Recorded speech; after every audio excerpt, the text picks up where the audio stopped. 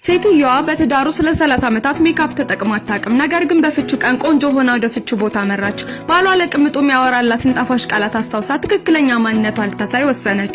ጸጉሯን ቆረጠች፣ ብዙ ሜካፕ፣ ውድ የሆነ ሊፕስቲክ ተቀባች።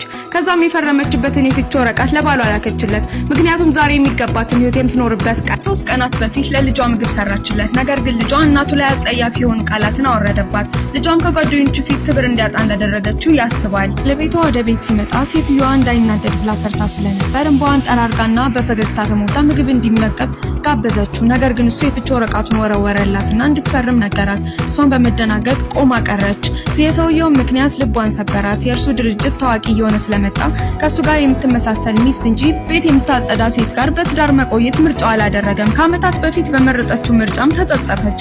ከባለጸጋው አባቷ ጋር ያላት ግንኙነት የላለው የአሁኑ ባለቤቷ ጋር በፍቅር መውደቋና እሱም ማግባቷ ነበር። የእሱን ክብር ለመጠበቅና ለማገዝ ብላ ድርጅቱ ውስጥ እንደ ጽዳት ሰራተኛ እየሰራች የሱ ሚስት እንደሆነች ትደብቅ ነበር። እንዲሁም በሚስጥር ድርጅቱ እንዲያድግ ትጥር ነበር። ወደ ስቶክ ማርኬት እንዲያድግም አደረገችው። ልጇ ስለ ፍቹ ሲሰማ ነገሮች እየተባባሱ ሄዱ።